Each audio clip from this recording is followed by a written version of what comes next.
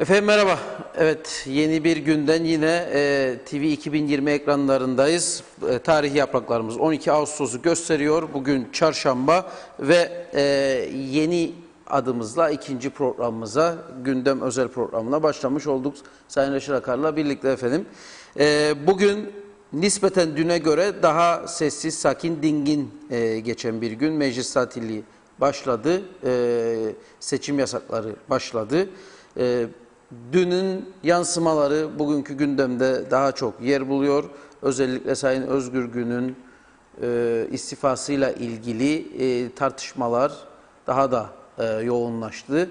Bugün Sayın Ersin Tatar bir açıklama yaptı, parti başkanı ve başbakan ve bu istifayı kabul etmeyeceklerini, mecliste kabul etmeyeceklerini açıkladı ve iç ve dış mihrakların oyununa gelmeyeceklerini ifade ederek o da aynen Özgür Gün'ün yaptığı açıklamadaki birkaç ifade vardı, çete, siyasi çeteler filan diye, iç ve dış mihraklar diyerek ayrı bir tartışmayı da açmış oldu. Sayın Tatar da Ulusal Birlik Partisi'ne zarar verilmesine izin vermeyeceğini, Cumhurbaşkanlığının seçimine giderken böyle bir açıklama yaptı. Tabii bunun yanı sıra sizlerden gelecek olan yorumlar, ekonomik durum ve korona ile ilgili yine konuşacağımız konuları konuşmaya devam edeceğiz. Hafta içi her gün yaptığımız gibi. Sayın Akar merhabalar, hoş geldiniz efendim. Evet, hoş bulduk tüm izleyenlerimize. Buradan sevgi saygılarımızı göndererek başlayalım. Bugün tabii Sayın Hüseyin Özgür Gün Diyalog Gazetesi'nin de manşetindedir. Çünkü çok önemli bir konu. O konuya az sonra geleceğim ama öncelikle bugün yine TV 2020'nin yayın hayatına başlaması nedeniyle bizlere mesaj gönderen yüzlerce izleyicimize, okurumuza, vatandaşımıza buradan bir kez daha teşekkürlerimi iletmek istiyorum. Dün gün boyunca, dün gece, bugün bütün gün bu arada çiçek gönderenler var. Çok teşekkür ediyoruz. Randevu alıp ziyaretimize gelip desteklerini belirtmek isteyenler var. Onlara da çok teşekkür ediyoruz. Fırsat buldukça vakit ayarlayıp bizi ziyaret etmek isteyen, bizimle kucaklaşmak isteyen herkesle görüşeceğiz. Birçok bölgeden, kırsal kesimden çok güzel mesajlar aldık. Duygusal anlar yaşadık bugün telefon görüşmelerimizde. Rahatsız olup hastanede tedavi gören veya hastaneden yeni çıkmış ama durumu ağır olan ve bu dünyadan göç etmezden önce bizi ekranda gördüğü için yeniden hayat bulduğunu söyleyen bütün dostlarımıza, izleyicilerimize, halkımıza şükranlarımızı sunuyoruz, teşekkür ediyoruz. Büyük bir güvendir. Bu güven bizim için çok önemlidir. Bize moral vericidir, destek vericidir, güç vericidir. Daha çok çalışın arkadaşlar, daha düzgün yayıncılık yapınız, daha iyi konulara yöneliniz. Daha cesur olunuz, daha doğru olunuz, daha dikkatli olunuz. Mesajıdır bunlar bizim için ve bizler de bundan aldığımız cesaretle, güçle daha güzel yayınlar, daha etkili yayınlar için daha çok çalışacağız. Bunun sözünü veriyoruz. Çok sağ olun, var olun. Dünkü programda sağlık konusuna özel önem vermiştim. Bu, tekrar ediyorum, bazı kesimler bunu yanlış anlıyor, anlamasınlar. Bu mevcut bugünkü Sağlık Bakanı'na veya ondan bir öncekine veya şuna buna yönelik bir tepki, bir eleştiri, bir küçümseme, bir aşağılama, bir suçlama değildir. Ama kabul etmemiz lazım, eminim onlar da kabul ediyorlar ki sağlık sistemimiz gerek devlette gerekse özelde yeterli değildir. Çok eksiklerimiz ve çok yanlışlarımız vardır. Bir de meclisten geçirdikleri son yıllarda bir yasa var. Devlet hastanelerine doktor almak için uzman doktor 6.000-6.500 lira maaş öneriyorlar. Bunu defalarca buradan son bir yıl içerisinde defalarca irdeledik ve söyledik. 6.500 Türk lirasına kimse gelmez size. Akıllı bir adam gider bir köşede bir çorbacı dükkanı açar veya bir kebapçı açar. 10.000 kazanır, 15.000 kazanır. Yok ki doktor 30-32 yaşında gelip işe başlayacak. O zamana kadar harcadığı büyük paralar var. Hele de uzman istiyorsan, uzman ne demek? Okulu bitirdi de hemen geldi ertesi gün işe başladı demek değildir. Uzman aslında sahasında uzman. Yani deneyim kazanmış, yıllarca çalışmış, 3 yıl, 5 yıl, 10 yıl deneyim kazanmış, yüzlerce hasta gördükten sonra bir insan ancak. Bunlara benziyor. Bir araba lastikçisini düşünün siz. İlk göreve başladığı zaman adam geliyor, lastiğim patladı diyor. O lastiği çıkaracak, tekerleği ve lastiği yapıştıracak. İlk başladığı haftalarda, aylarda bir lastiğin çıkması, yapıştırılması, yerine konması yarım saat. Sonraki aylarda 1 yıl, 2 yıl geçtikten sonra 25 dakika, sonra 20 dakika, sonra 18 dakika. Deneyim arttıkça süre kısalıyor ve hizmet kalitesi artıyor. Yaptığı yanlışları görüyor insan, daha dikkatlisini yapmaya çalışıyor. Sağlıkta da aynıdır. Ne kadar çok deneyim, o kadar çok başarı. Siz 6.500 lira, 6.000 lira, 7 verseniz ne olacak, 8 verseniz ne olacak, 10 verseniz ne olacak? Adam diğer taraftan seçim zamanı bir partiye yakın olur, o partinin bir şekilde iktidara gelmesi halinde bir dairede müdürlük alır, 15.000 alır, müsteşarlık alır, daha çok alır. Niye adam bu kadar yıl doktorluk yapacak, ezilecek ve başka ülkede ayda 150 bin, 200 bin belki daha fazla kazanırken gelecek Kıbrıs'a da 6.500 lirası çalışacak vatan ve millet ve bayrak uğruna. Kimse bunu yapmaz. O yüzden de çok ciddi eksiklerimiz var. Çok sıkıntılarımız var. Bu sistem bu şekilde gitmez. Eğitimde ve sağlıkta tam güne geçilmediği sürece bu ülke ne sağlık alanında ne de eğitim alanında ileriye gidemeyecek, düzelmeyecek. Başarısızlıklar gittikçe artacak. Bu mu istediğimiz, yaratmak istediğimiz düzen bu mudur? Üniversiteyi bitiren bir adamın bir yabancıya derdini anlatabilecek kadar İngilizce bilmemesi midir? Başarı kaynağımız, gururumuz bu mudur? Üniversite okuttum, çocuğumu okuttum ama bir yabancı geldiğinde derdini anlatamıyor. Bu düzey böyle gitmez. Kendi kendimizi kandırmayalım. Bakıyorum şimdi üniversitenin açılma zamanı gerek bizim üniversitelerimiz gerekse Türkiye üniversiteleri televizyonlarda paralı haber programları yaptırıyorlar. Ama ne uçurmalar. Görüyorum ne uçurmalar. Dünyanın hiçbir yerinde olmayacağını iddia ettikleri eğitimlerden söz ederler. Yapmayın ya Allah aşkına. Gördüklerimiz, bildiklerimiz vardır. Yani yapmayın, bu kadar etkilemeyin insanları, bu kadar yanlışa sürüklemeyin. Olmaz.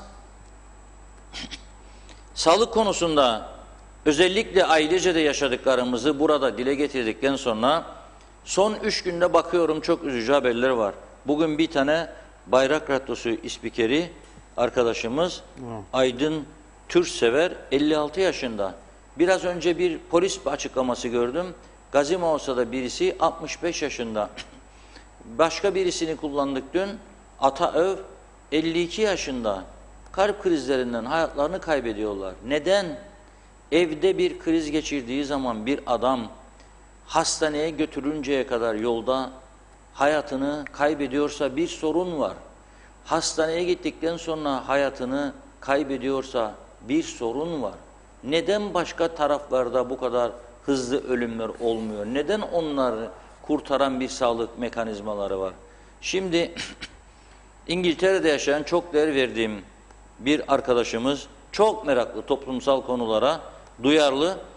Şöyle yazmış dün gece bana, çalıştığı için tabii programınızın 4 tekrarını izleyebildim diyor ve dile getirilmesi gereken bir konu var, onu sizinle paylaşmak istedim diyor. Okuyorum. Kalp krizi geçiren kişiler için kullanılan elektroşok cihazı, defibrilatör derler diyor buna, çok çok önemlidir. Sanırım bizde o cihazın büyük bir eksikliği var.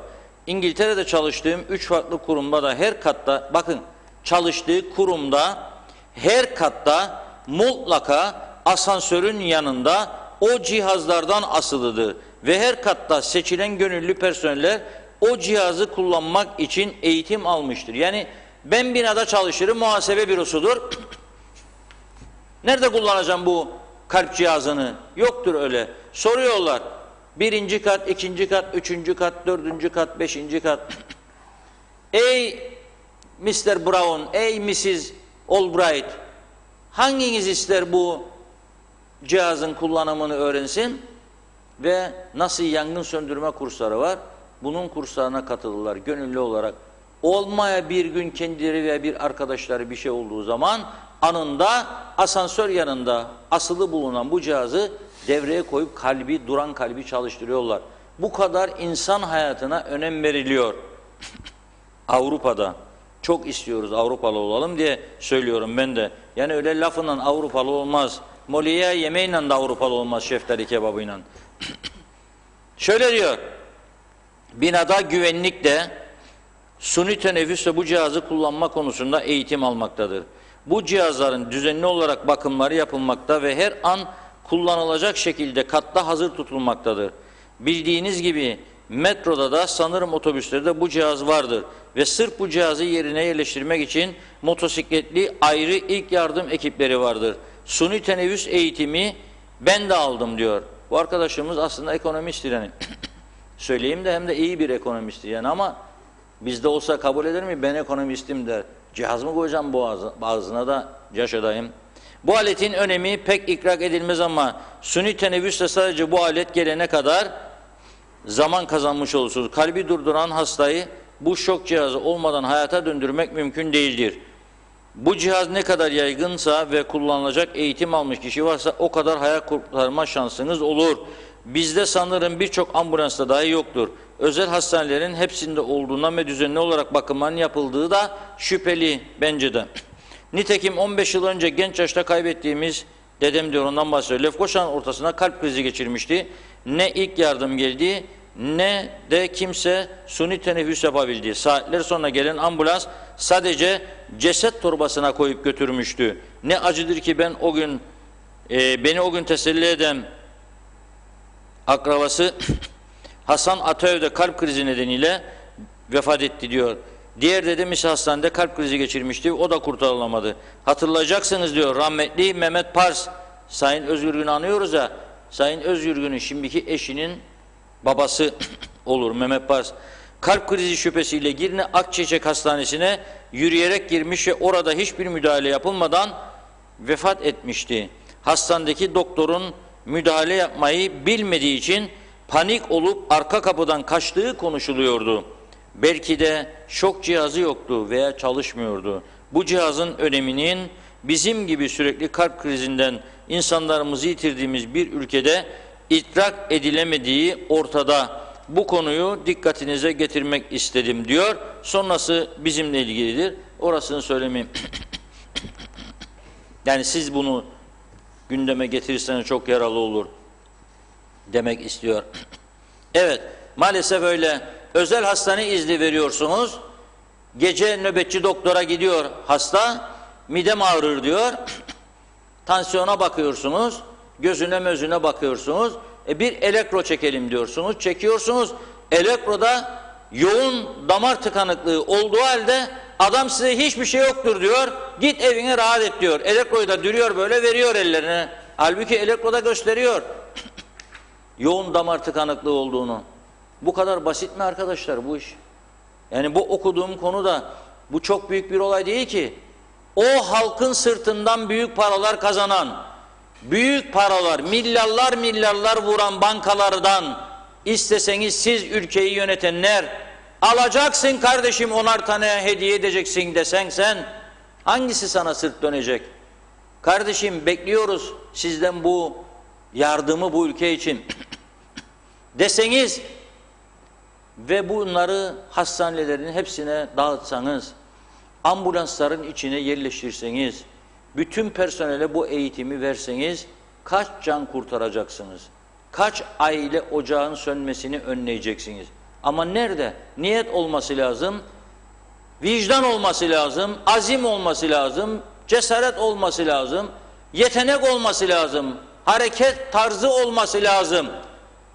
Mole'yi ayıklamaya alışmış bir toplum olma zihniyetinden çıkmak lazım. Kapının önünde ayıkla Mole'yi, kalp durursa Allah ömrü bu kadardı ya Rabbim. Yok, değildir. Değildir. İnsanlar dünyaya kolay gelmiyor, kolay yetiştirilmiyor, kolay büyütülmüyor. Herkes düşünsün bakalım şimdi. Hepimiz bir düşünelim. Bir bebeğimiz dünyaya geldi. Ne kadar seviniyoruz. Aman Allah'ım, büyük bir mutluluk. Gözlerden yaşlar akar. Ne büyük mutluluk. Facebook'lara bakıyorum. Toruncuğumuz dünyaya geldi diyor, dedi ya nenesi, ne kadar mutlu.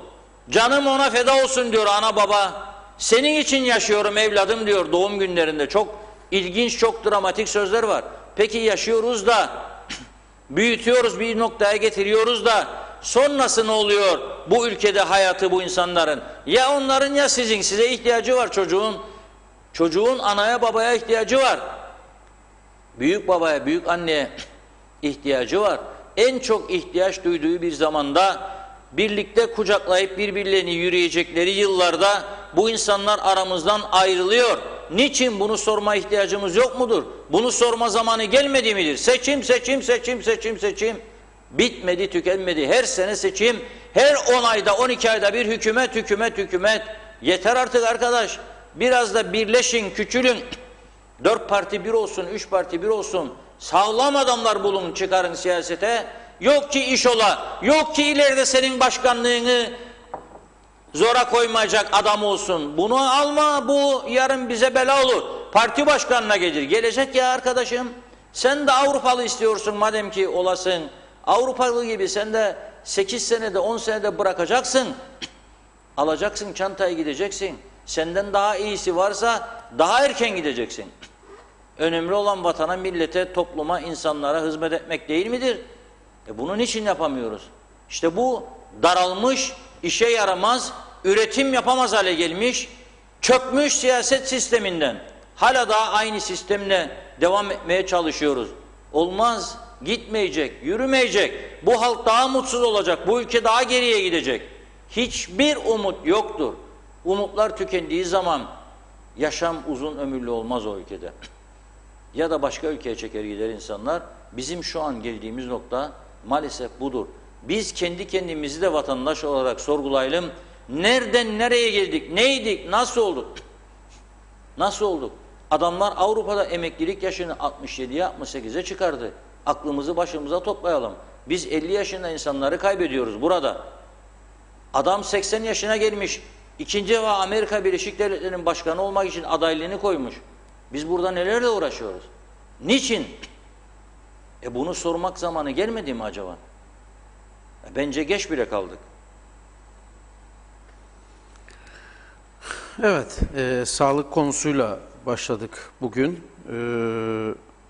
Ben bu arada birçok yine hayırlı olsun mesajları var. Onun dışında teşekkür ederim tüm mesajlar için. Gelen konularla ilgili de yorumları aktarayım. Atamer Nuri Sılay, Tatar'ın açıklaması tamamen UOP'nin içine dönük bir seçim stratejisi, tam bir popülizmdir demiş. Az sonra değineceğiz zaten. Evet, gündemimizde var. İyi yayınlar Hüseyin Koltan. Ailece seviliyorsunuz. Diyalog TV'nin yayınlarının açıldığı için sevinçliyiz demiş Hikmet Ceylan. Hangi yerde var? 8'de aç, 4 saat çalış. Böyle devlet kurumu, böyle ülke nasıl ilerler? Neden yaz saati uygulaması? Neden tam mesai değil? Neden sendikalar sesini çıkarmaz bu duruma? Nasıl işlerine gelirse öyle, bu düzen böyle demiş Hikmet Bey. Diplomasi olması yetmez mi, ne gerek var iş bilme? Diploma olması yetmez mi, ne gerek var iş bilmesine? Nasıl olsa kontrol yok. Memuriyet. Mumin Hasan. Arın Taşarkan. TV 2020 yayınları hayırlı uğurlu olsun. Kıbrıs Türk Atatürkçü Gençlik Hareketi Genel Sekreteri ve Yönetim Kurulu üyesi. Teşekkür edelim. Bugün saat 7'de sıramı aldım devlet hastanesinde. Uzman doktor dinledi beni, 2 metre ileride baktı. Muayene yok. Tahlile gittim. Saat 13'te tahlil çıktı. Bu kez doktor yok. Yılmaz Eratılgan. Mehmet Salih, aynen öyle iş yerlerinde bir kişi kurs görüyor. Nasıl yardımcı olacak demiş. İyi yayınlar. Erol Topçu, İngiltere'den bu sabah KKTC'ye Ercan'a inenler var.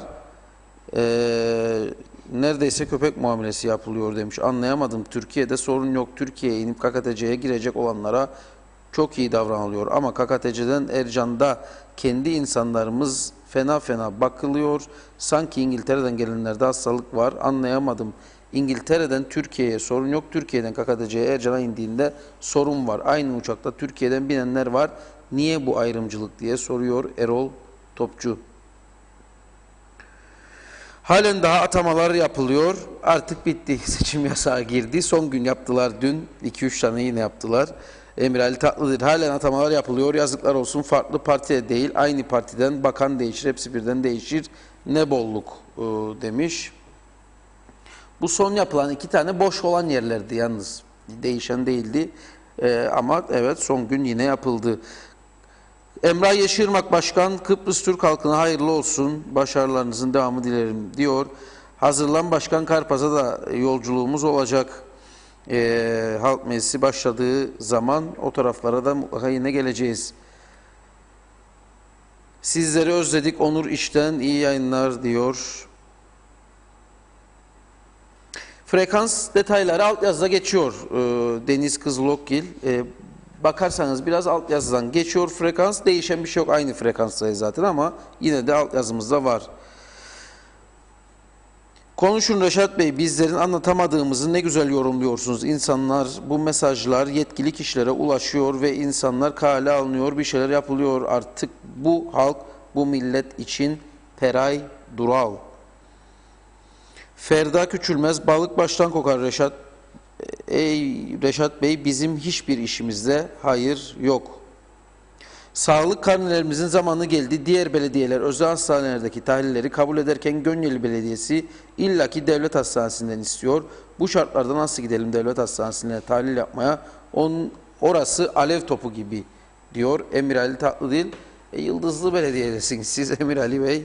Ne diyeyim? Sizin belediyede çok yıldız var. Harikasınız, çok mutlu olduk. Hayırlı olsun Nihal Vural. Sınavsız münhalize istihdamlar oldu mu gerçekten Barış Koç? Oldu. Olmadı değil. Şükürler olsun televizyon yayınımız. Hayırlı olsun Şahide Hanım. Yusuf Miroğlu, bugün Mausa Devlet Hastanesi yarım saatte anca düşürebildim telefonu. Telefona bakan kişi sadece alo dedi. Yeni doğan bebeğimin aşısı için soru soracaktım. Direkt gelişi güzel bir yere bağladı. Bu sefer telefonu açan bayandı. Soru sordum. Dövmekten beter etti. Sorduğunuz şey burada yok dedi. Bağırarak ben de o zaman yönlendirin dedim ve bağırarak telefonu yüzüme kapattı. Tekrar aradım. Bir sonuca varamadım. Kalktım hastaneye gittim. Girdiğim yerlerde kim kime dumduma artık siz yorumlayın. Yusuf Miroğlu. Londra'dan selamlar. Londra'ya da bekleriz diyor Tema Yavaş. Bir hızımızı alalım. Önce yurdu gezelim tekrar. Çok uzun zaman oldu. 3 ay aşkın bir aramız oldu. 3 ay ne? Mart'tan beri 5 ay. Mart'tan beri gitmedi. Tamam kapalı 3 ay. Evet Mart tabii şeyi de saydığımızda. Köyler 6 ay. 6 ay oldu doğrudur. Evet, tekrar turumuzu yapmamız lazım çünkü. Başlayacağız bazı köylerden. Evet. Son mesaj uzun zamandan sonra akşam geç vakitte 2020'yi izledim ama bu programın tekrarını da isterik görelim. Tabii Emir Ali Bey sizin tekrar saatiniz geç biraz. Bilmiyorum tekrar yayın akışları düzenlenecek zaten bu arada onu söyleyeyim. Şimdilik böyle yine tekrar var ama onu söyleyeyim. Evet. Evet. Buyurun Sayın Şimdi tabii az önce dediğim derdimiz seçim, hükümet. Şimdi Sayın Hüseyin Özgür'ün konusu çok önemlidir. Bir defa herkes kartını açık oynaması lazım bu konuda. Hüseyin Bey nasıl oldu da başbakan iken ve UBP Genel Başkanı iken ve hiçbir sorun yaşamazken iktidarda nasıl oldu da Ulusal Birlik Partisi'nin resepsiyonunda viskiler yudumlandıktan sonra biraz da kalabalık görünce fuar alanda kalktı ve Hodri Meydan dedi. Yani şimdi arkadaşlarımız Sezgin Madencioğlu beni duyuyor. Yardımcı olsun yayıncı arkadaşlarımıza bulsunlar Hodri Meydan şarkısını bir dinleyelim. Çünkü büyük bir olasılıkla yarın Perşembe veya Cuma günü sizlere korona şarkısını dinleteceğim. Ve bir süre bundan böyle koronayla açıp koronayla bitireceğiz. Ta ki kulakları da yer etsin. O kadar bir iddialıyım ki sözler bana ait. Beste Grup Boğaziçi Aydın Bey'e ait. Türkiye'de de çok iyi yer yapacağına inanıyorum. Sözlerin yarısı Kıbrıs'la ilgili olmasına rağmen, yarısı genel dünyadır, yarısı da Kıbrıs'la ilgili ve bizimle de ilgilidir. Diyalog TV'nin de kapatılması da içinde birkaç kelime geçer. Ama güzel bir şarkı oldu. Kimseye laf sokma yok. Ülkenin, dünyanın yaşadığı gerçekleri kısaca anlatan bir söz ortaya çıkardık. O bestelendi, güzel, hareketli. Ankara'nın bağlarına rakip olacağına inanıyorum. Şimdi gittiğimizde bir eğlence yerine görüyoruz. Bizim halkımız da çok alıştı ama Türkiye'den gelen dostlarımız, onları da izliyorum bazen, zaman zaman. Oturuyorlar, güzel yeme içme var. Orkestra sahnede şarkı söylüyor. Herkes kendi aleminde. Ne zaman Ankara'nın dedi mi millet ayağa pist oluyor. Ankara'nın sözlerini birkaç defa okudum. Bir manada çıkaramadım yani. Ankara'nın bağları. Ama bunda sözler de güzel ve iddialıyım. Benzer ritim, oyun havası şeklinde farklı bir ritim ama insanları oturduğu yerden sahneye çekebilecek türde bir olay çıktı ortaya, müzik çıktı. Bunu dinleyeceğiz. Şimdi ne olduydu Hüseyin Bey? Da Hodri meydan çekti o gece. Durup dururken, başbakanken, UBP Genel Başkanı iken, da sonra kendi başını da belaya soktu. Başbakanlık gitti, UBP Başkanlığı gitti, dokunulmazlığı kaldırıldı. Oy birliğiyle kendi partisine oy verdi. Nasıl o gün oy verdiği arkadaşları, Ersin Bey ve diğer arkadaşlar da şimdi diyor, ben diyor milletvekilinin istifasını, ki kendi istifa etmiş, kabul etmeyeceğiz, biz diyor red vereceğiz diyor. Nasıl? Bu konuya biraz sonra değineceğim ama bir Hodri meydan hazırsa... Onu hazır değil, bakıyorlar. Hazır değil mi? Aman Allah'ım, bu hemen orada olması lazım daima. Dokan düğmeye Hodri meydan, o arkasından dokan düğmeye korona. Bunu istediğimizde hemen gelecek bunlar. Alsınlar şimdi bir yere. Orada olması lazım. Neyse. Hazırmış, tamam, geldi. Dinleyelim o zaman. Hadi o zaman Hodri meydanı bir daha gidelim seçim dönemine.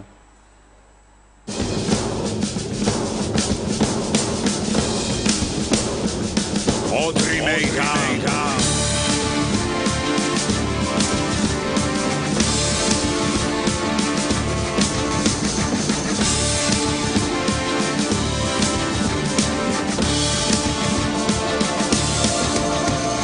Hodri meydan, hodri meydan. Hodri meydan, hodri meydan. Hodri meydan, hodri meydan. Hodri meydan, hodri meydan. Bir yanda ortağın çilesi, diğer yanda tufanın şiddeti. Gezici verdi cesareti. Öyleyse hodri meydan, gemi karaya vurdu. Özdemir atladı, kurtuldu. Çınarda kurmaya başlayınca doktor yine umut oldu. Hodri meydan, hodri meydan. Hodri meydan, hodri meydan. Hodri meydan, hodri meydan.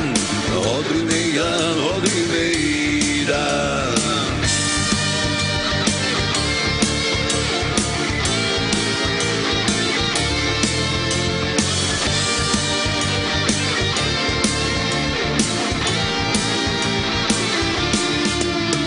Kudret diyor haydi mahalleye, Cemal güveniyor reise. Çakıcı küprüyor her yerde, yeniden doğanlar sahnede. Güneşin etrafı bulutlandı, şimşek çaktı, yağmur yağdı. Beklemeye tahammül kalmadı. Öyleyse hodri meydan. Hodri meydan, hodri meydan. Hodri meydan, hodri meydan. Hodri meydan, hodri meydan. Hodri meydan, hodri meydan. Hodri meydan, hodri meydan. Hodri meydan, hodri meydan. Hodri meydan.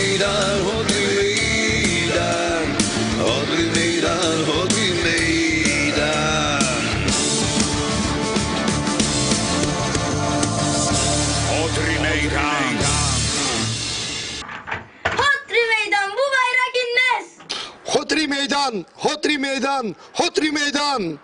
Hodri meydan. Abi bayrakla Hodri meydan. Hodri meydan, Hodri meydan. Hodri meydan, Hodri meydan, Hodri meydan.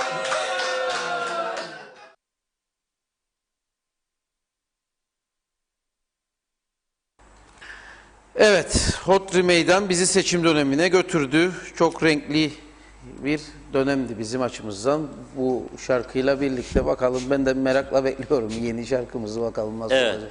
Şimdi bu Hüseyin Özgürgün meselesi bu toplumun aydınlığa kavuşturması gereken bir meseledir. Bu Kıbrıs Türk siyaset tarihinde yaşanan bir ilktir.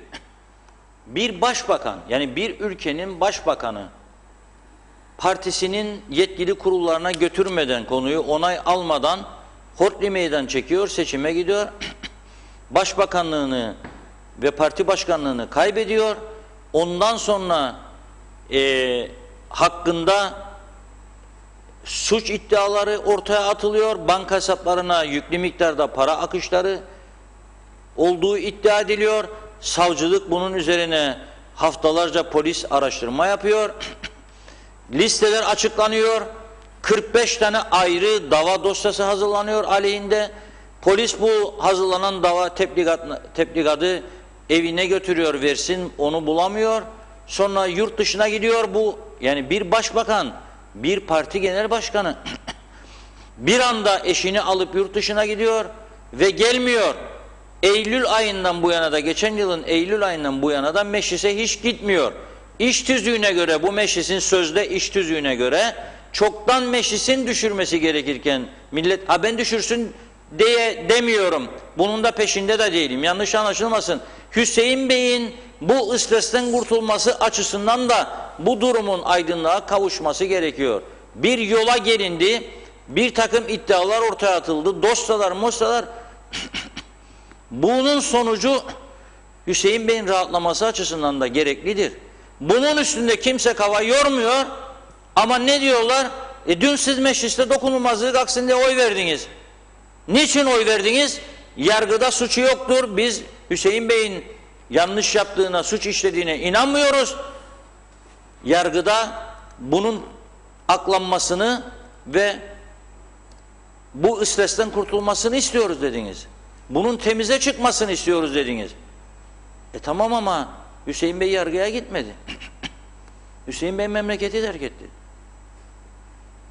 Şimdi nasıl oluyor da diyorsunuz ki biz red oy vereceğiz diyor. Şöyle diyor Sayın Başbakan, Sayın Ersin Tatar. Sayın Hüseyin Özgürgün genel başkanlığımızı yapmış, ülkemize başbakan olarak hizmet vermiş bir milletvekilimizdir. Sayın Özgürgün yaşanan bazı gelişmeler sonrasında milletvekilinden istifa ettiğini Cumhuriyet Meclisi Başkanlığı'na bildirmiştir. Sayın Özgürgün'ün istifasının yürürlüğe girmesi için mecliste izlenmesi gereken meclis iş tüzüğünün öngördüğü bir süreç vardır. Meclis iş tüzüğüne göre bir milletvekilinden çekildiğini gerekçeli olarak meclis başkanlığına yazılı olarak bildirdiği takdirde başkanlık divanı çekilme isteminin gerçekliğini saptamak için önce bir komite oluşturup konuyu inceler ve bir karar üretir. Bir yıl Eylül'den bu yana etmediydi ama neyse. Üretilen karar olumlu ise oylanmak üzere genel kurula gönderilir. Genel kurul bir milletvekilinin devamsızlığı nedeniyle milletvekilliğinin sona ermesine üye tam sayısının sal çoğunluğu veya açık oylama ile karar verir. Yani mecliste 50 üye var, 26 ve üstü oy verirse milletvekilliği sona erilir. Ulusal Birlik Partisi, Lefkoşa Milletvekilimiz Hüseyin Özgürgün'ün istifasının yürürlüğe girmesi için mecliste yapılacak oylamada red oyu kullanacaktır. Yani istifasını kabul etmiyoruz diyor. Ulusal Birlik Partisi, Sayın Özgürgün'ün milletvekilliğinin sona ermesinden değil, devamından yanadır. Ama gelmiyor, girmiyor kurultaya. Şimdi birbirimizi kandırık, yani burada seçim var diye. Biz de devamından yanayık, buyursun gelsin. Ama bu arada da süreç devam etsin herhalde. Ki o da rahatlaması lazım. Fakat burada enteresan bir durum var. Hüseyin Bey neden ülkeyi terk etti ve dönmüyor? Şimdi bugün bu konuyu iki parti başkanıyla daha konuştum ben bizzat telefonda. Birisi Yeniden Doğuş Partisi Genel Başkanı Sayın Erhan Arıklı. Erhan Arıklı Bey diyor ki, programa girmezden önce konuştum. Biz diyor, dokunulmazlığının kaldırılmasına da karşı çıkmıştık Özgür Gün'ün diyor. O yüzden milletvekili istifasına red oyu kullanacağız. Yani UBP ile aynı tavırda olacağız diyor. Özgür Gün ne de diyor? Biz konuştuk diyor. Yani niye dedim o zaman Hüseyin Bey gelmiyor? Siz UBP karşı, siz karşı. Niye gelmiyor dedim. Verdiği cevap. Biz diyor kendisiyle defalarca konuştuk. Ben de konuştum diyor arkadaşlarımla. Neden gelmediğini sorduk. O da bize diyor bazı gerekçeler ortaya koydu diyor. Neymiş? Aldığı duyumlara göre Hüseyin Bey kendisine komplo kurulmuş ve adaya gelmesi halinde Ercan Havaalanı'nda tutuklanacağı, kelepçeleneceği ve itibarının zedeleceği yönünde duyum almış. Bu yüzden de gelmem demiş. Çünkü böyle bir durumu yaşamak istemiyorum demiş. Eğer gerçekten ciddi ise, böyle bir duyum aldıysa tabii ki güzel bir şey değil. Yani yargılanmadan kelepçelenmesi, şahsının itibarının zedelenmesi güzel bir şey değil. Kimse bunu istemez. Ama Erhan Bey'in anlattığı ve bunun açıklanmasında sakınca görmediği gerekçe budur. O zaman başka bir fikir üretmek lazım. Yani Hüseyin Bey'e güvence vermek lazım. Ercan Havaalanı'na geldiğinde tutuklanmayacak diye. Veyahut başka bir şey söyleyeceğim. O zaman meclis yeni bir karar üretmelidir. Dokunulmazlığının devam etmesi yönünde. Kaldırılması değil, yeniden dokunulmazlığının devam etmesi yönünde bir karar üretmesi lazım. O zaman meclisin ki Hüseyin Bey elini kolunu sallayarak ülkeye dönsün. Ondan sonra da kendisiyle ilgili iddialara cevap versin. Bunun başka çaresi yok. İki şıktan biri budur. Bu arada tabii ki bu konuyu biz sadece Erhan Arıklı Bey'le değil, Demokrat Parti Genel Başkanı Sayın Fikri Ataoğlu ile de konuştuk. Kendisine sordum sizin tavrınız ne olacak? O diyor ki Abbas Sınay Bey vardı diyor. Nasıl ki diyor onun milletvekilinden istifa etmişti, CTP milletvekili. İstifasına karşı çıktık diyor. Aynı şekilde Hüseyin Özgürgün'ün istifasına da karşı çıkacağız diyor. Ama Abbas Bey gelirdi, katılırdı, normal bir milletvekili. O gelirdi yani. Ama Hüseyin Bey gelmiyor da. Şimdi bu durumda UBP, DP, YDP oylarıyla sanırım 26'yı buluyorlar. Yani yok, Hüseyin Bey olmasa 25 olur. Ama ötekiler yani üyesal çoğunluğu bulamaz. 26 olması lazım ötekiler. Tabii. Yani CTP... Ama güven oyu alamayacak bu defa. Alır mı? Hayır, onu söylemiyorum ben. Hüseyin Bey'in istifasının onaylanması sürecinde en az 26 oy lazım. 26 oyu CTP'nin tamamı oy verse, TDP verse, HDP de verse olmaz. gene olmayacak. Olmaz. Gene yetişmez. Yani dolayısıyla Hüseyin Bey'in bu istifasının sonuçsuz kalacağı kesinlik kazanmış durumdadır. Vatana, millete, cumhuriyete, devlete, yargıya, polise selam olsun demek düşer bize. Çünkü bu meselede aydınlanmayacak demektir. Bu meselede kapalı kalacak demektir. Hüseyin Bey milletvekili olarak yurt dışında yaşadığı halde maaşını almaya devam edecek demektir. Ve bu sistemin savunucuları bu sistemle bu ülkenin düzeleceğini söylemeye devam edecektir. Köylerinize geldiklerinde kahveciklerinizi içerkense güzel günler vaat edeceklerdir. Yapacak, edecek, Türkiye veriyor. Baraja da su da geliyor, borular da düzeliyor. 100 yataklı pandemi de oluyor.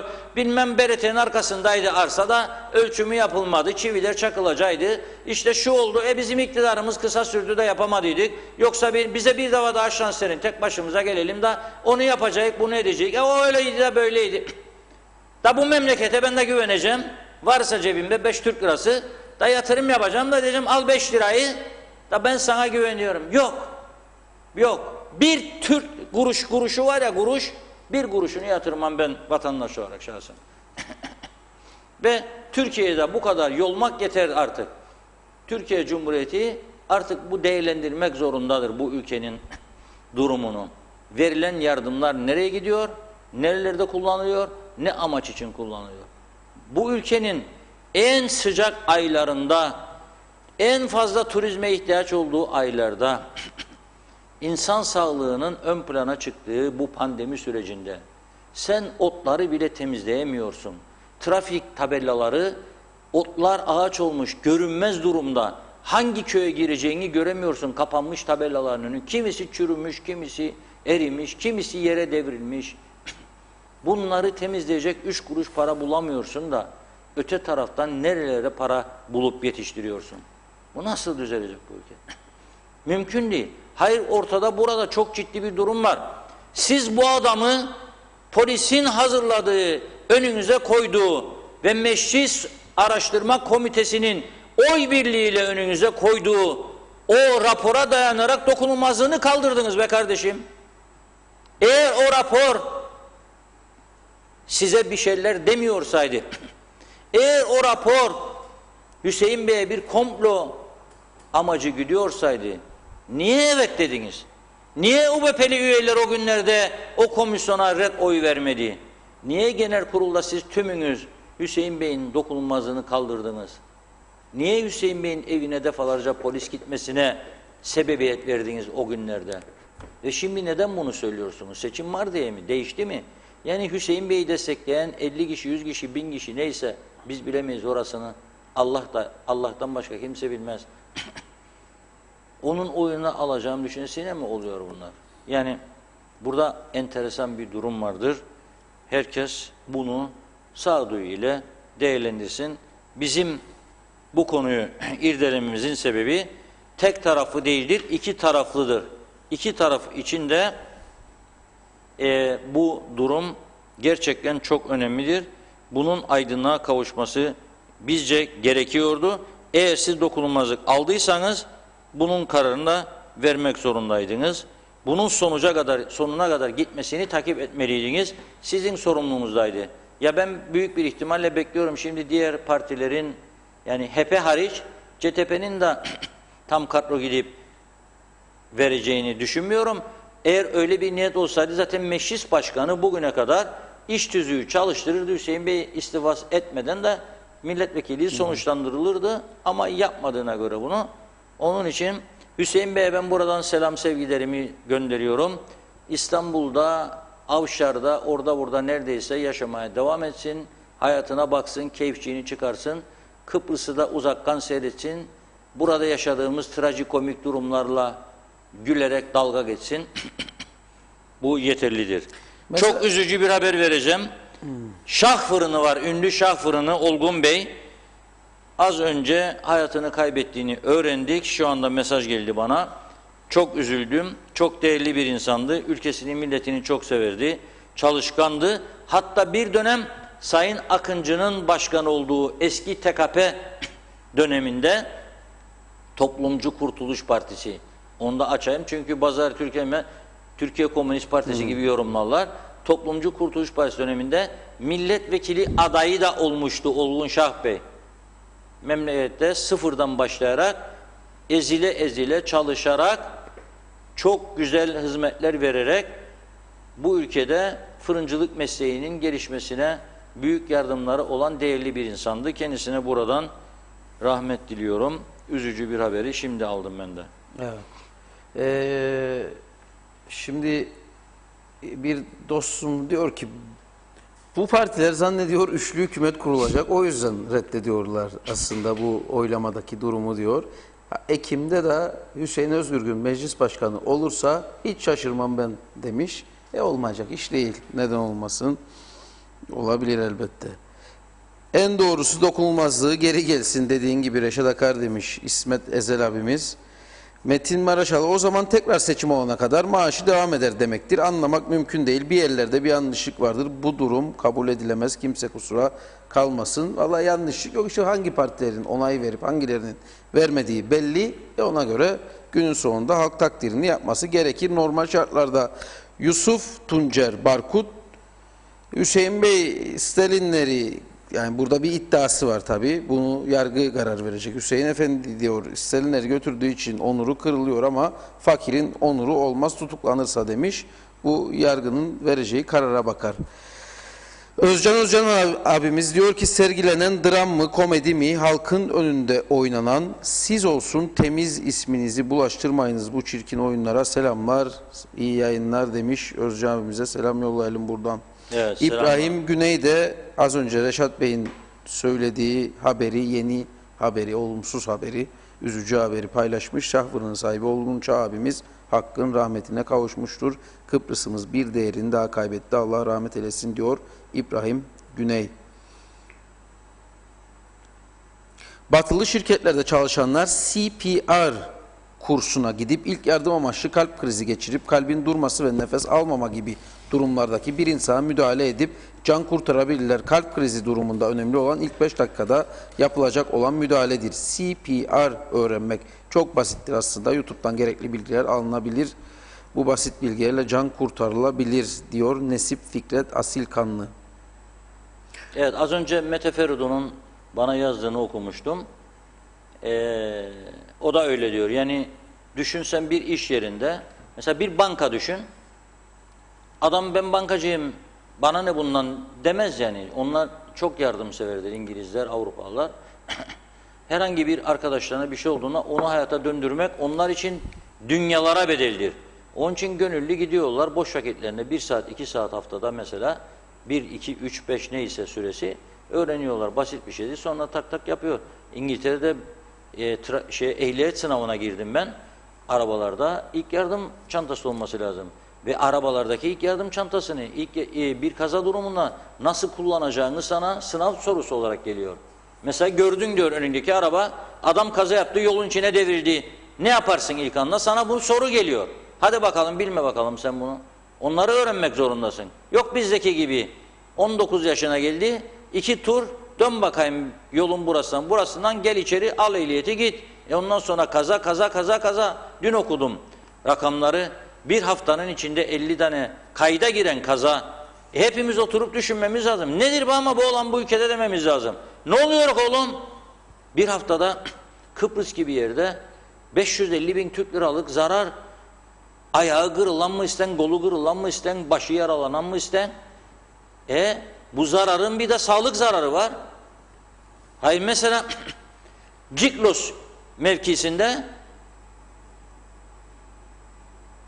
gençlerimizi kaybettik. Geçtiğimiz Aralık ayında. Yazık günah değil mi? Ne oldu orada ondan sonra? Yol bitirildi.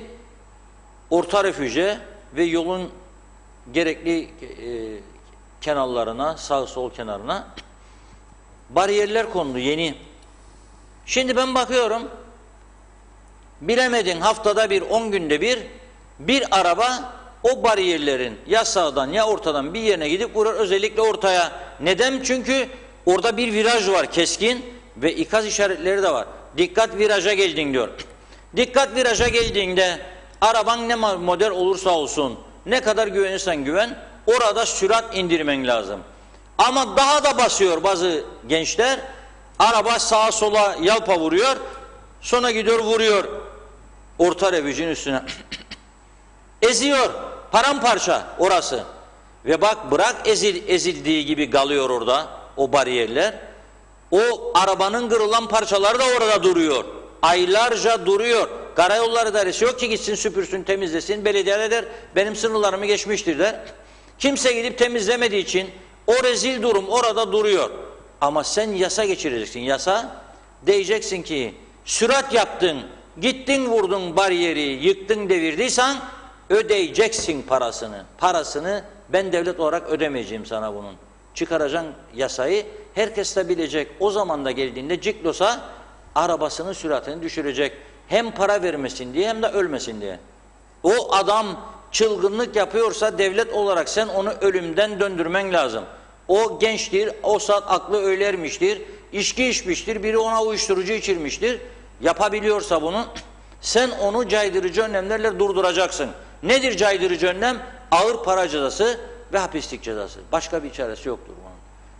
Takıyorlar koruyucu bariyerleri, Bakıyorsun bir hafta sonra 10 metresi, 5 metresi ezim ezim. Ne olmuş?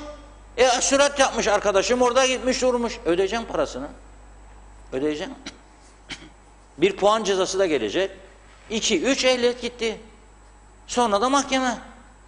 Hiçbir tedbir yok. Benim gibi oradan herkes geçiyor, görmüyor mu? Ha sonra Lefkoşa-Girne yolu. Lefkoşa-Girne yolu en çok trafik akışı olan bir yoldur ya. O orta refüjdeki ağaç boyu olmuş otlar, pislikler rahatsız etmiyor mu kimseyi ya? Yani bu kadar bir kısa mesafe temizlenmesi bu kadar zor mudur? Sonra her sene bu otları çektiğimize göre artık bunda yeni bir düzene koymak, ortayı asfaltlamak, ara ara her zaman su istemeden yetişebilecek zakkum ağaçlarıyla ve Kıbrıs'ın özelliğidir zakkum. Sulamazsan da büyür. Bir modele koyup da hiç kimse değişemeyecek şekilde bir sistem yaratsan kaç para ister bu iş? 100 bin, 150 bin, 200 bin. Şimdi bu partiler, adaylar milyonlar harcayacak seçimde. Sen bana devamlı seçim yapıyorsun. Bu bitecek. Ersin Bey neydi? Ocak ayında da gene seçim olabilir dedi. 3 ay, 4 ay sonra bir seçime daha götüreceksiniz ülkeyi. Şimdi 20-30-40 milyon gidecek. Ondan sonra 20-30-40 milyon. O zaman ben sizi buradan davet ediyorum. Şimdiden propaganda sürecinde harcayacağınız milyonların %5'ini ayırınız bir kenara. Veriniz başlasın, bir Lefkoşa-Girne yolu olsun, temizlensin, göreyim. Vatandaş olarak diyeyim, sizler bir adım olsun attığınız memleket için deyim ben de. Bu propaganda paralarının bir kısmını verin, göreyim Hodri Meydan sizi. Hadi bakalım. Yok ama kimse ona yanaşmaz. Devlet yapsın derler. Devlette de yok para. Devleti sömüre sömüre bitirdik. Partilere yardım, örtülü ödenek ver, ona ver, buna ver, devlet bitti zaten. 5000 tane hizmet aracını çek, benzinidir, ruhsatıdır, sigortasıdır, makinist parasıdır, ver babam vergisin. Zaten devletin gücü kalmadı. O yüzden görelim bakalım, bir içtihat yapmak istiyorlarsa neymiş yapacaklar içtihat. Ben gerçekten merak ediyorum, benim gibi o yola onlar da gidiyor geliyor. Yok mudur 3 tane süpürgeci o Ciklos'un orada kırık dökük araba parçanı süpürsün ya, yok mudur?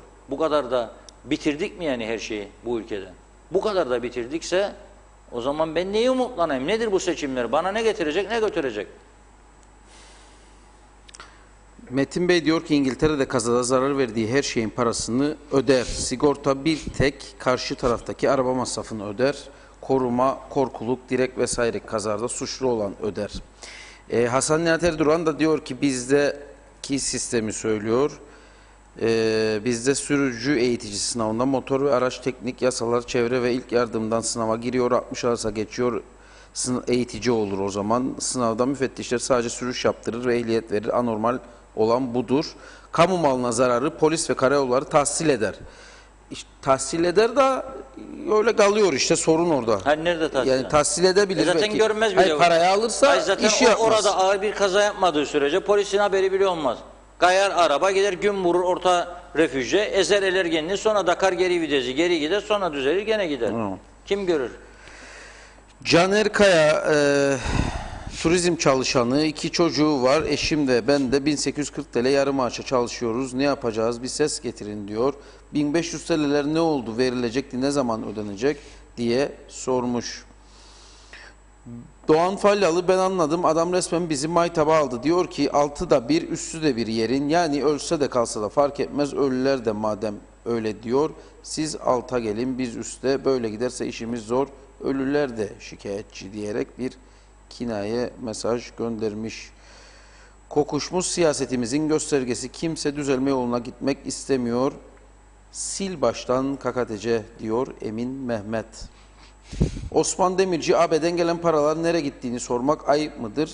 Neden ayıp olsun? Tabii ki sorduğumu sorabilirsiniz.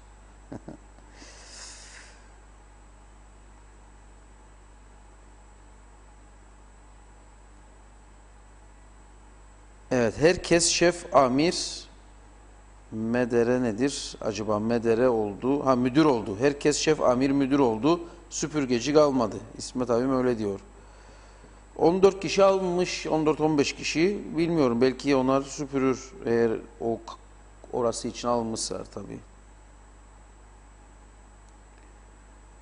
Mithat Korkut da öyle bir kaza olursa Londra'da sigorta tarafı öder demiş.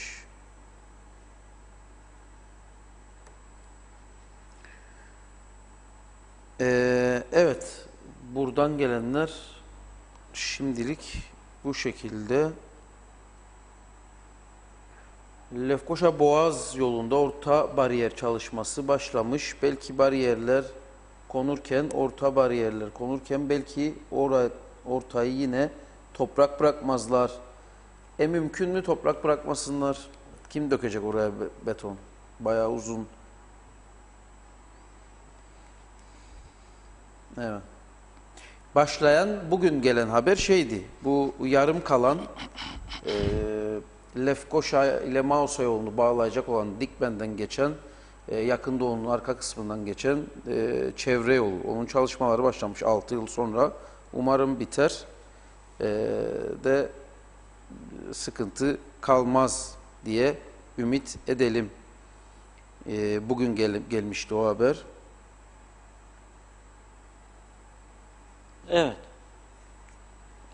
Mustafa Bey'in de bir mesajı var. Okuyayım da. Mustafa Bazıbağlı Bey. Bu sağlıkla ilgili konulara değiniyor.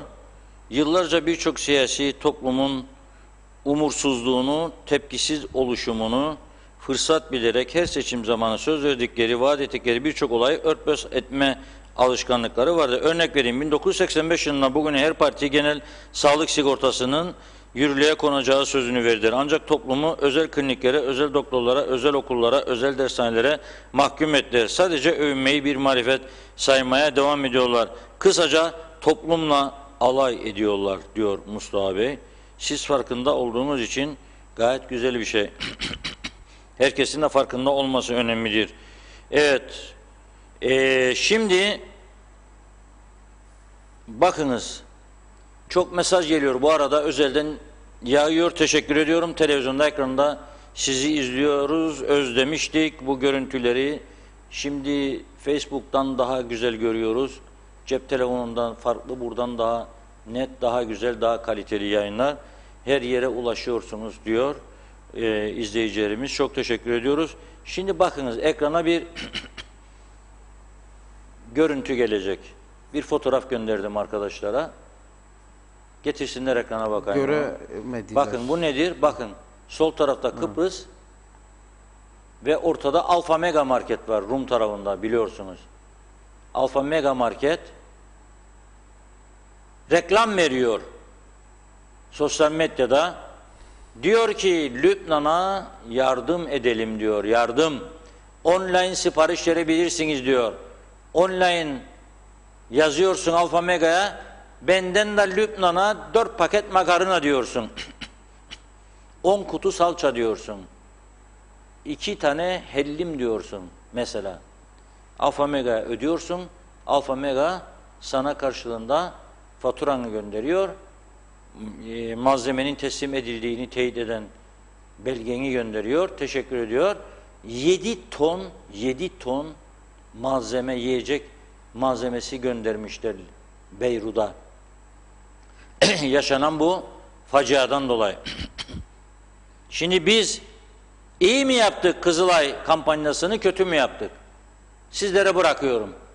Bir tane örgüt bu ülkede görseydik eğer bu dayanışmayı, bu yardımlaşmayı yapacak, biz girmezdik zaten bu işe. Ne işimiz var? Ama girmedi kimse. Kızılay kendisi çalıştı, çabaladı, yardım toplayamadı. Çünkü güven sarsılması vardı onlara da. Dediler ki halkımız diyaloğa güveniyor ve açalım telefonu, konuşalım Reşat Akar'la, bir kampanya açsın. Çünkü her yerden yardım çağrıları geliyor. Aç insanlar var. Düşünün siz, eve temizliğe giden bir kadın bir anda temizlik işi durdu. 3 gün, 5 gün, 10 gün, 15 gün yastık altında biriktirdiği paracıkları çekip yemeye başladı. Kocası da inşaatta çalışırdı. O da inşaatta kazanıp da sakladığını yastık altında yemeye başladı. 10 gün, 15 gün, 20 gün paracıklar bitti. Bu insanlar evlerinde çocuklarına süt içiremez duruma geldiler. Ekmek alamaz duruma gelenler vardı. Ben bunları çok gördüm, dinledim, ağlayan insanlarla konuştum. Bu kampanya yaptık. Şimdi bugün az önce bağlanıp da durumunu anladan bir otel çalışanı gibi, benzer durumda olanlar gibi bunları tespit etmesi gereken devletin ilgili birimleridir ve bazı kurumları harekete geçirmesi gereken de devlettir. Ama tam tersi oldu. Biz yardım topladık. Yardım toplayarak halkın güvenini elde ettik diye bizim yayınlarımızın kapatılması yönünde uğraşlar verenler oldu. Ayrıca bizim yardımlarımıza siyaset karıştırma çalıştılar. Bu böyle olmaz. Bakın biraz önce Alfa Mega'yı gösterdim size. Bir Güney'in en büyük, en ünlü süpermarket zinciridir. Yardım topluyorlar, Lübnan'a gönderiyorlar. Daha önce Yunanistan'da ekonomik kriz çıktığında bankalar iflas ettiğinde ki kendilerinde de iflas etmişti bankalar ama Yunanistan ana vatan daha kötüydü diye bırakın anadan buraya gelmesi ki biz hep buna alıştık. Onlar yavrudan anaya we are all Greek diye o gıda bankalarının üstüne sloganlar yazdılar. Her girip çıkana broşür verdiler. Gönlünüzden ne koparsa bir yardımlaşma falan filan aldılar o sepetin içine. Herkesin imkanları nispetinden makarnasını, pirincini, şekerini, nohudunu, fasulyesini koyup gönderdiler. Şimdi Lübnan'a yapıyorlar. Bunlar bize örnek olsun diye ben bunları getiriyorum ekranlara. Biraz bizler de ülkemizden, halkımızdan yana ruhumuzu canlandıralım lütfen. Varlıklı kişiler bilesiniz ki sonu bu yolun Allah'tan gelip Allah'a gitmektir. Kefenin içinde giderken bıraktığınız rakam 100 milyon o değil 99 olsa ne olacak? Daha huzur içinde gideceksiniz. Onun için gitmeden bu zorda olan insanlara herkes bir el atsın. Ülkemizin bu sorunlarını benim gibi siz de görüyorsunuz. Mutlu mu gidip geliyorsunuz? Girne'deki yüzme havuzlu villacıklarınıza acaba Lefkoşa'dan mesela hafta sonu veya 2'den sonra daireler kapandığında yüzme havuzlu villalara bu yolu kullanarak gidiyorsunuz. Yapsın devlet. Yapamıyor. Çünkü hepimizin yarattığı bu sistemden dolayı çökmüştür buralar. Yapamıyor. O yolu temizlemek için 100.000 lira ayıramıyor bu KKTC devletçi. Siz bir araya gelin 10 tane iş adamı 20 tane deyiniz ki slogan ülkemize sahip çıkıyoruz. Sizden kazandık size harcıyoruz deyiniz. Alkışlayalım sizi daha mutlu olunuz. Daha güzel bir insan görüntüsü çıksın ortaya. Yapınız bunu göreyim sizi. Hadi bakalım. İsim saymayacağım. Ama 200 tane sayabileceğim en azından çok güçlü, kemikli, enseler genişlemiş firma vardır bu ülkede. En az 200. Neredesiniz? Biraz da siz canlanın. Hükümet yapamıyorsa siz girin devreye. Bir temizlik kampanyası. Hadi bakalım. Bugün Girne'deyiz, yarın Lefkoşa'dayız, o bir gün Mausa'dayız, o bir gün Güzelurt'tayız. Çağırın 50 tane, 100 tane işçi, 10 tane kamyon, 2 tane kepçe. Bitmiştir bu iş. 2 günde, 3 günde, 5 günde adanın her tarafı pırıl pırıl olur. Pırıl pırıl. Zorlayın siyasileri yasa geçirmeye. Ama bu anlayışta hiçbir şey olmuyor maalesef. Dolayısıyla biz sizi uyarmaya devam edeceğiz. Bu şekilde halkımızı yaşatma hakkı yoktur kimsede diye düşünüyorum. Evet. Yeni yorum var mı? Hemen bakalım. Ve zaten sonlara geldik.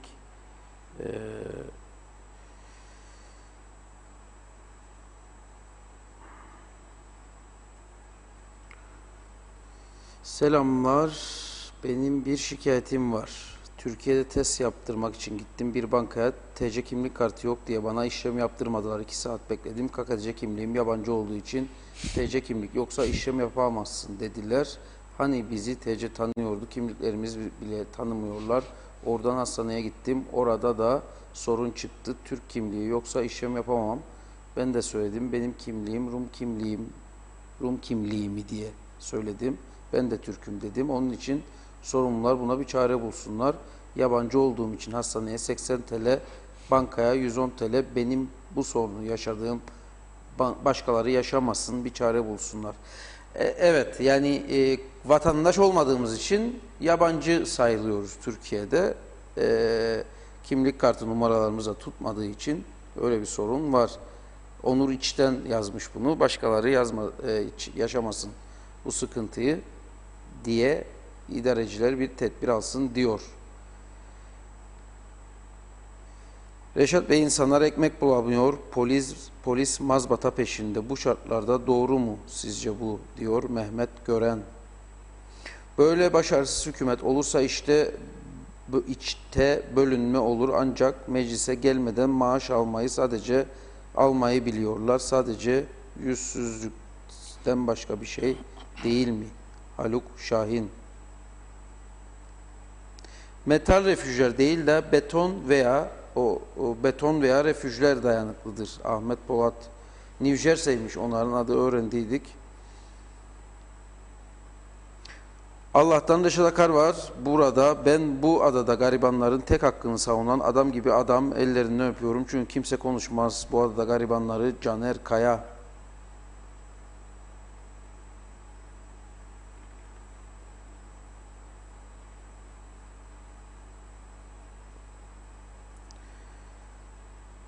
Evet. Besim Tübük'ün programı artık olmayacak mı? Erol Bey de böyle bir soru sormuş. Şimdi Erol Canseç mi? Yok. Erol Dilaver, Erbil Dilaver, özür dilerim. Onun programı ne zaman olacak? Salih Yurt program artık olmayacak mı diye soruyor. Besim Bey onu kendi açıklamıştı zaten. Evet, Besim Bey program yapmayacağını, programlara çıkmayacağını söyledi zaten. Açıklaması oldu yani bu yönde. Evet. Evet. Ahmet Komando, sizi takdir ediyorum Reşat abi diyor ama halk duyar, kulak tıkıyor. Herhalde siyasete kulak tıkıyor diyor. Herhalde onu demek istiyor. Çünkü yarım gelmiş mesaj. Hasan ne atayım? Nerede o vergi listecikleri? İsim şirket. Hala Maliye çıkmadı. açıklarsa. Hayır, 2019 hala çıkmadı. Evet, maliye açıkladığında Ya zaten 2020 vereceğiz. bitiyor. 8. aydayız. 2019'un listesi daha çıkmadı. Ben de hayretler içindeyim. 3 ay falan çalışmadı ya memur. Herhalde Yani çıkmaz da zor herhalde çıkar. pandemi sürecinden dolayı gecikmiştir. Evet, toparlayalım dilerseniz, noktalayalım. Evet, bir de Cumhurbaşkanı Akıncı'nın dün Güzelyurt'ta ilginç bir konuşması vardı. Notlarımı alırken onu da kaydettim. Tabii Güzelyurt önemli bir bölge. Taviz bölgesi olarak anılıyor hep. Yıllardır. Ve orada diyor ki insanlara, ileride diyor, yani seçimde de seçimden sonrası için de herhalde kastediyor, Kıbrıs Türk halkı kendi kararını kendisi verecek diyor. Kimileri çıkmış diyor, beni size anlatmaya hevesleniyor. Unutuyorlar ki bu halk Akıncı'yı 45 yıldır tanıyor, biliyor, güveniyor, o nedenle destekliyor. Bunu bilmek ve anlamak istemeyenler diyor, 2 ay sonra anlayacaklardır diyor. Bu çok ilginç, yani çok önemli, altını çizerek söylüyorum, söylediği sözdür. Yani 2 ay sonra onlara sonuçlar gösterecek diyor. Akıncı'ya halkın güvenini demek istiyor. Yani o kadar kendine güveniyor Sayın Akıncı. Bu da altını çizdiğim notlardan birisiydi. Bugün bu şekilde noktalayalım. Yarın yeni bir gündemle, yeni gündem maddeleriyle, daha doğrusu bir tane diye birlikte olacağız. Evet, bugünü noktaladık efendim. Yarın saat 16.30'da Sayın Reşat Akar'la birlikte yine gündem özeldeyiz. Yarın sabah da saat 7.30'da birlikteyiz. Saat 9'da da Maliye Bakanı stüdyomuzda olacak, Sayın Olgun Amcaoğlu. Ve yine özellikle bu mali konular, sizlerden gelen bu soruları da hep not ediyorum. Bunları da sorarız. Saat 16.30'da da yine Reşat Bey'le programımızı, gündemimizi konuşmaya devam edeceğiz. Bugünü noktalıyoruz. Herkes kendine çok iyi baksın. Sağlıkla kalın efendim. Görüşmek dileğiyle.